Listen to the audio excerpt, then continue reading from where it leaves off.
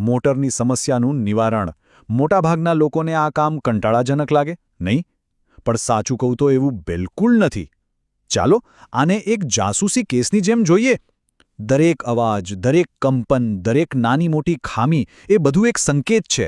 તો ચાલો આ સંકેતોની ભાષા શીખીએ અને મોટરના રહસ્યોને ઉકેલવા માટે આ વિશ્લેષણમાં ઊંડા ઉતરીએ. તો સવાલ એ છે કે આપણી મોટર આપણને શું કહેવા માંગે છે? જુઓ, મોટર્સ બોલી તો નથી શકતી, પણ એ આપણને સંકેતો આપે છે, લક્ષણો દ્વારા.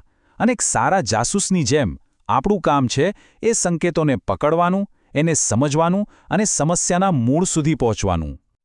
હવે કોઈ પણ જાસૂસી કેસ માટે એક કેસ ફાઇલ તો જોઈએ જ, બરાબર ને? તો આ રહી આપણી ફાઇલ. આ ચાર છે ને, એ આપણો નકશો છે.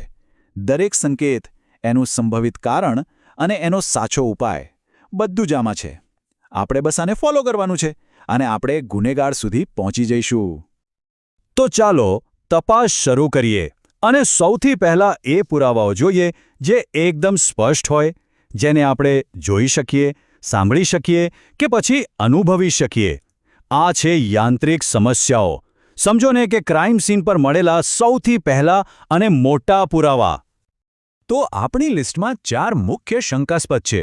પહેલું, અતિશય કંપન એટલે કે વાઇબ્રેશન. બીજું, ચાલતી વખતે આવતો વિચિત્ર અવાજ. અને ત્રીજું અને ચોથું, બેરિંગનું ફેલ થવું કે એને નુકસાન થવું. આ એવા ભૌતિક પુરાવા છે જે આપણને સીધા ગુનેગાર સુધી લઈ જશે. ચાલો એક પછી એકની ઉલટ તપાસ કરીએ. તો કેસ નંબર 1, અતિશય કંપન. આ એક બહુ જ સામાન્ય પણ સાથે સાથે ગંભીર સંકેત છે. જ્યારે કોઈ મોટર જરૂર કરતાં વધુ ધ્રુજતી હોય તો સમજી લેવાનું કે એ મદદ માંગી રહી છે. પણ સવાલ એ છે કે આ ધ્રુજારીનું કારણ શું છે? આપણી કેસ ફાઇલ શું કહે છે? એના મુજબ આના 3 મુખ્ય આરોપી હોઈ શકે છે. પહેલું, મિસઅલાઇનમેન્ટ એટલે કે મોટર અને મશીનરીની ગોઠવણી બરાબર નથી. બીજું, ઘસાઈ ગયેલી બેરિંગ્સ. અને ત્રીજું, રોટરમાં કોઈક પ્રકારનું અસંતુલન. તો આનો ઈલાજ શું? એકદમ સીધો અને સરળ છે. જો ગોઠવણી ખોટી હોય તો એને બરાબર કરો. બેરિંગ્સ ખરાબ થઈ ગઈ હોય તો નવી નાખી દો. અને જો અસંતુલન હોય તો ડાયનામિક બેલેન્સિંગ કરાવી લો. બસ, આ કેસ સોલ્વ્ડ. ચાલો હવે બીજા કેસ પર આવીએ. બેરિંગ ફેલ થવી અથવા એને નુકસાન થવું. બેરિંગ્સને તો મોટરનું દિલ કહી શકાય, ખરું ને? જો એ જ કામ કરવાનું બંધ કરી દે તો પછી આખી મોટર ઠપ થઈ જાય. આ એક ગંભીર બાબત છે જેના પર તરત જ ધ્યાન આપવું પડે. અને મોટાભાગના કેસોમાં આનો ગુનેગાર એક જ હોય છે, લુબ્રિકેશન. ક્યાં તો લુબ્રિકન્ટ બહુ વધારે નાખી દીધું હોય, અથવા તો સાવ ઓછું, અથવા તો પછી જે લુબ્રિકન્ટ વાપર્યું છે એની ક્વોલિટી જ ખરાબ હોય. ખબર છે, આ એક એવો ગુનો છે જેને આપણે થવા જ ન દઈએ. એટલે કે prevention is better than cure. બસ નિયમિત રીતે લુબ્રિકેશનની પદ્ધતિ તપાસતા રહો, સાચા પ્રકારનું લુબ્રિકન્ટ વાપરો અને ટાઈમટેબલને બરાબર ફોલો કરો. આટલું કરશો તો આ સમસ્યા આવશે જ નહીં. સારું, અત્યાર સુધી તો આપણે એવા પુરાવા જોયા જે દેખાતા હતા. પણ હવે તપાસને એક અલગ જ લેવલ પર લઈ જઈએ. હવે આપણે એવા ગુનેગારને પકડવાના છે જે અદૃશ્ય છે, દેખાતા નથી. આ છે વિદ્યુત સમસ્યાઓ. અને આને ઉકેલવા માટે આપણી જાસૂસીની સ્કિલ થોડી વધારે શાર્પ કરવી પડશે. આ ઇલેક્ટ્રિકલ સંકેતો છે ને, એ થોડા વધારે છુપાયેલા હોય છે. જેમ કે મોટર ચાલુ જ ન થવી, અથવા તો ઊંધી દિશામાં ફરવી, કે પછી કરંટમાં અસંતુલન હોવું. આ એવી બાબતો છે જે ઉપરથી જોવાથી ખબર ન પડે. આના માટે તો વાયરિંગ અને કનેક્શન્સની ઊંડાણમાં જઈને તપાસ કરવી પડે. અને આ રહી એક એવી સમસ્યા જે લગભગ બધાએ ક્યારેક ને ક્યારેક અનુભવી હશે. સ્વિચ ઓન કરી પણ મોટરમાં કોઈ જ હલચલ નહીં, એકદમ શાંત. આ એક મોટો સંકેત છે કે ગડબડ પાવર સપ્લાયમાં જ ક્યાંક છે. આપણી કેસ ફાઇલ આના માટે 2 મુખ્ય કારણો બતાવે છે. પહેલું છે સિંગલ ફેઝિંગ.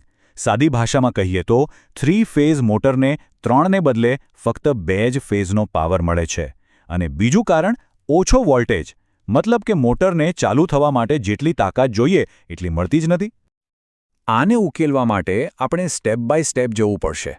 સૌથી પહેલાં તો મુખ્ય પાવર સપ્લાય ચેક કરો. પછી લાઇનમાં જેટલા પણ ફ્યુઝ છે એ બધા બરાબર છે કે નહીં એ જોઈ લો. અને છેલ્લે મોટરના ટર્મિનલ પરના કનેક્શન્સ ટાઇટ છે અને સાચા છે કે નહીં એ પાક્કું કરી લો.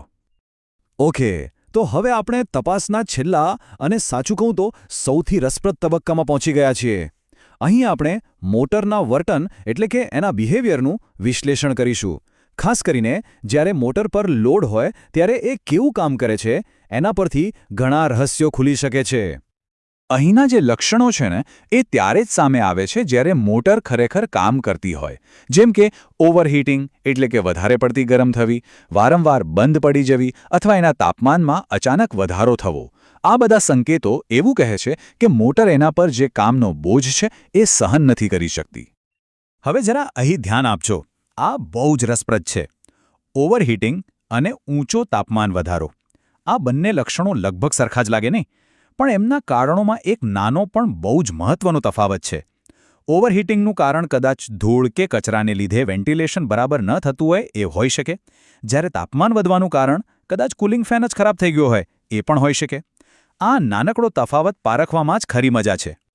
હવે વાત કરીએ વારંવાર ટ્રીપ થવાની. જો કોઈ મોટર વારંવાર ટ્રીપ થાય તો એનો મતલબ એ છે કે એની સેફટી સિસ્ટમ તો બરાબર કામ કરી રહી છે. પણ સવાલ એ છે કે એને વારંવાર એક્ટિવ થવાની જરૂર કેમ પડે છે? ટ્રીપ થવું એ પોતે સમસ્યા નથી, પણ એ એક મોટી સમસ્યા તરફનો ઇશારો છે. અને તમને જાણીને નવાઈ લાગશે કે આનું કારણ મોટાભાગે કોઈ મોટો યાંત્રિક ફોલ્ટ નથી હોતો. મોટાભાગના કેસમાં આ ફક્ત ખોટું રિલે સેટિંગ હોય છે. મતલબ કે મોટરની જે સુરક્ષા સિસ્ટમ છે એ એના કામના ભાર પ્રમાણે બરાબર સેટ જ નથી કરેલી. તો ઉપાય શું? કોઈ પાર્ટ્સ બદલવાની જરૂર નથી, બસ સેટિંગને બરાબર કરવાનું છે. તો આ આખી જાસૂસી તપાસ પછી આપણે શું શીખ્યા? આપણે ફક્ત મોટરને રિપેર કરવાનું નથી શીખ્યા. એનાથી પણ વધારે આપણે કોઈ પણ સમસ્યાને જોવાની, એને સમજવાની અને એને ઉકેલવાની એક આખી સિસ્ટમ શીખ્યા છીએ. અને એ સિસ્ટમ છે આ 3 સ્ટેપ્સની માનસિકતા. પહેલું, લક્ષણને બરાબર ઓળખો. મોટર કયો સંકેત આપી રહી છે? બીજું, પુરાવાઓને આધારે સાચા કારણ સુધી પહોંચો. અને ત્રીજું, એ કારણને દૂર કરવા માટે સાચો ઉપાય લાગુ કરો. આ ફોર્મ્યુલા માત્ર મોટર જ નહીં, જીવનની કોઈપણ સમસ્યા પર કામ કરી શકે છે. આ એક વાક્ય બધું જ કહી દે છે. દરેક ખામી એક સંકેત છે. નિષ્ણાત તે છે જે સાંભળવાનું જાણે છે. જે આપણને ફક્ત એક ફોલ્ટ તરીકે દેખાય છે એ જ એક એક્સપર્ટ માટે એક ક્લુ છે, એક સંકેત છે. ખરી કુશળતા સાધનોમાં નહીં, પણ એ સંકેતોને સાંભળવાની અને સમજવાની કળામાં છે. તો બસ આ વિચાર સાથે આજની વાત પૂરી કરીએ. એકવાર આપણે કોઈ એક સિસ્ટમની ભાષા શીખી લઈએ ને, તો પછી આપણી આસપાસની બીજી ઘણી જટિલ વસ્તુઓને સમજવાના દરવાજા ખુલી જાય છે. તો હવે પછી કયું રહસ્ય ઉકેલવું છે?